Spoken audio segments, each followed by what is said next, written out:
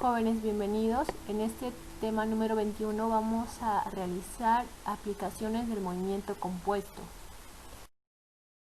para lo cual vamos a repasar que el movimiento compuesto va a ser la resultante de dos movimientos simples: el movimiento horizontal, el MRU, y el movimiento vertical, que se va a dar el movimiento rectilíneo uniforme variado, para lo cual vamos a tener el tiro semiparabólico y el tiro parabólico. Haremos por identificar el tiro semiparabólico. Como podemos observar en la figura, se muestra un cuerpo lanzado en A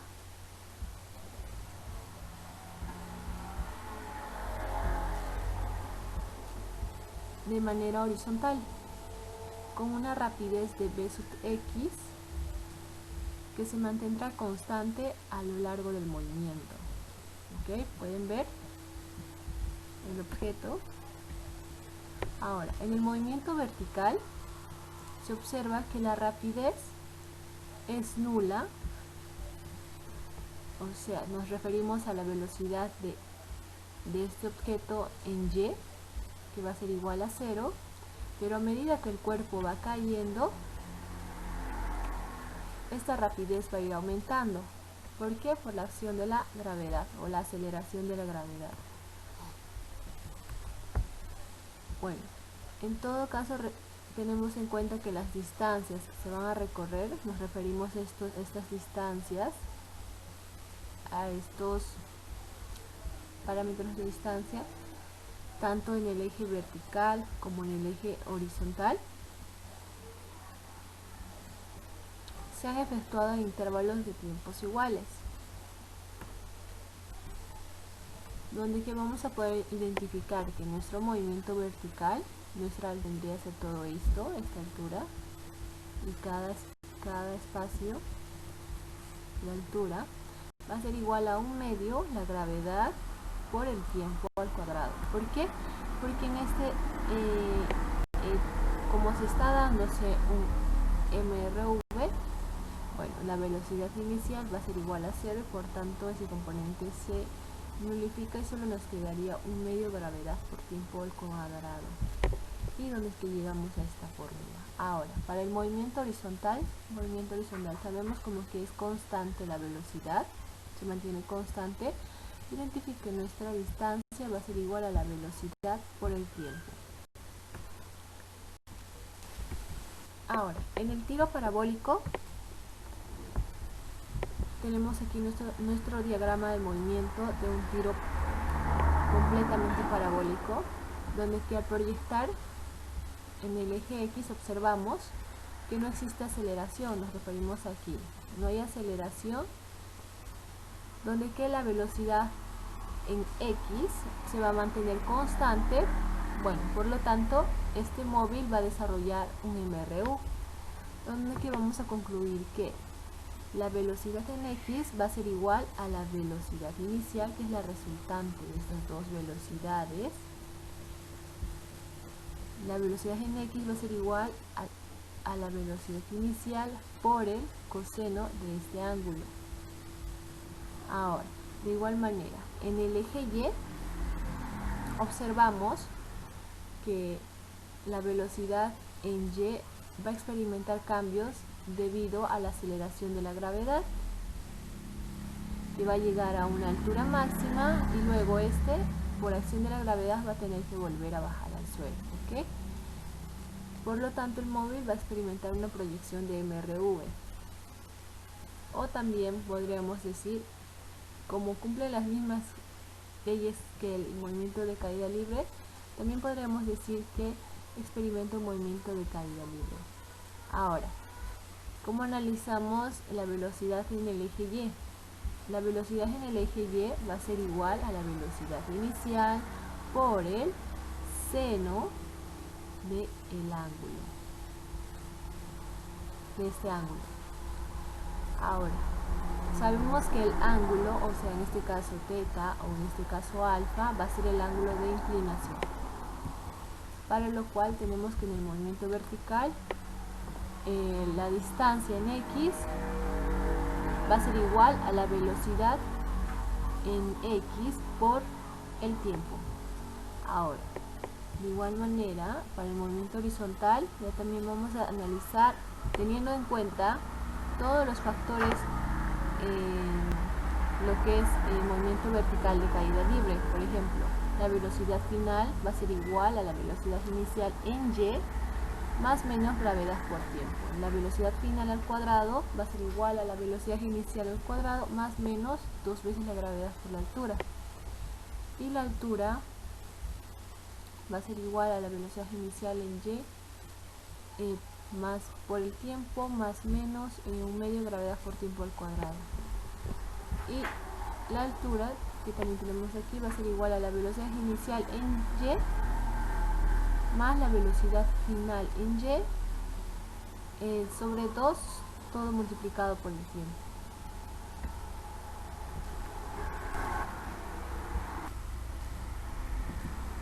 Ahora, a ver, les quería aquí un poquito tal vez resaltarles cómo nosotros vamos a hallar la velocidad inicial si en un caso solamente nos darían la velocidad inicial en X o solo la velocidad inicial en Y. ¿Ya? Por ejemplo, vemos aquí una imagen donde se está dándose este mismo, esto solo que la imagen está volteada, por decirlo así. Ya, donde aquí vamos a tener un vector en X y un vector en Y. Y el vector resultante va a ser la velocidad, que en este caso representaría nuestra velocidad inicial. Ahora, que nosotros podemos tener dos métodos que podemos aplicar. Dos métodos que vienen a ser lo mismo, ¿no? Uno es el método de Pitágoras, que es aplicamos B va a ser igual a la raíz de B velocidad en X al cuadrado más la velocidad en Y al cuadrado. Ahora tenemos otro ejemplo donde podemos usar los triángulos notables. Por ejemplo, en este ejemplo sabemos que la velocidad en Y nos dice que es 40 metros por segundo y la velocidad en X es 30 metros por segundo. Ahora nos piden hallar esta velocidad, que es la que nos interesa, ¿no? La velocidad inicial. Entonces, como no la sabemos, nos dicen pero que el ángulo de inclinación es 53 grados. Entonces, ¿qué hacemos? Identificamos el ángulo notable 53, vemos aquí sus valores, que son 3, 4 y 5K, respectivamente los reemplazamos y sabemos que este valor va a ser 50, ¿no es cierto? Ahora, si es en sí otro ángulo, también podemos aplicar directamente Pitágoras. Por último, les voy a explicar hay dos fórmulas en su cuadernillo.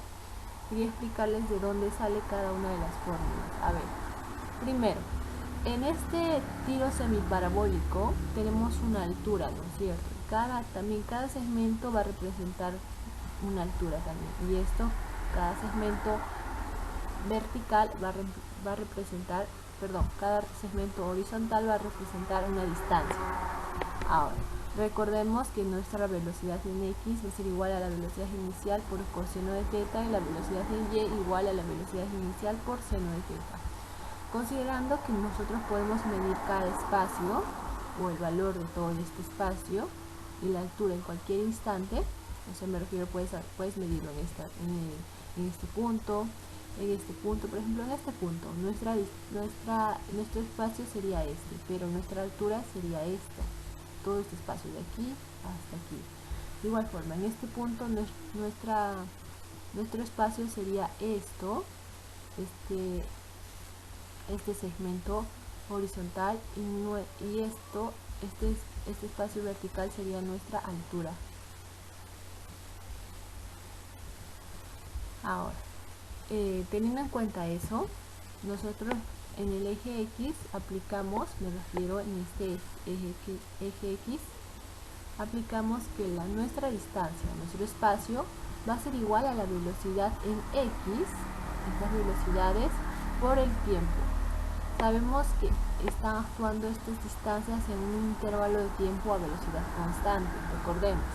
Entonces, simplemente ¿qué hacemos? Reemplazamos la velocidad en x. Sabemos que nuestra velocidad en x,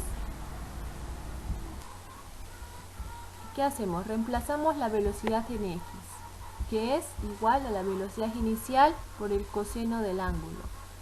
Reemplazando tenemos que distancia va a ser igual a la velocidad inicial por el coseno del ángulo por el tiempo.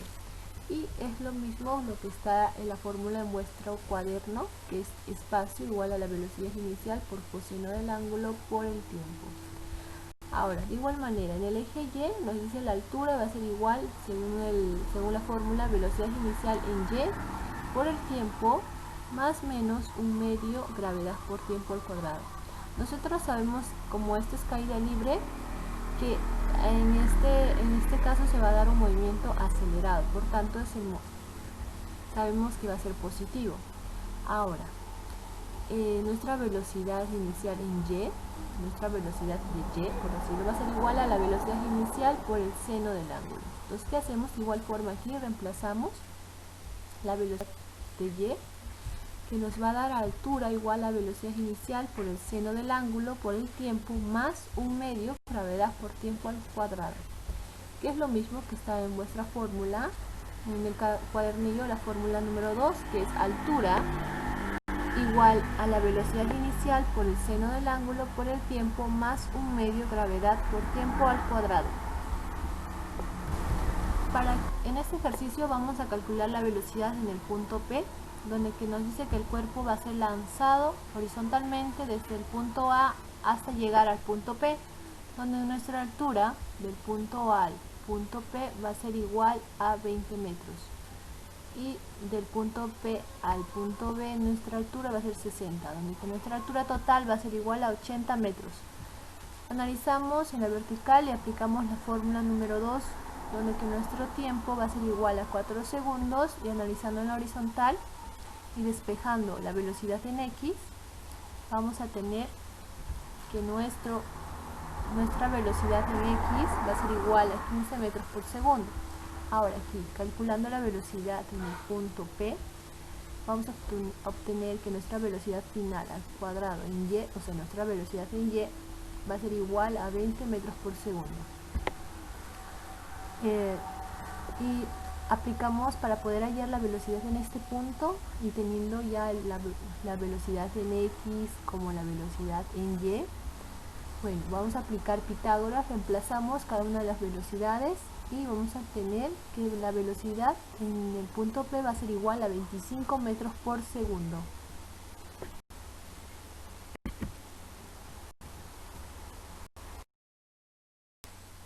Y eso sería todo. Muchas gracias por su atención.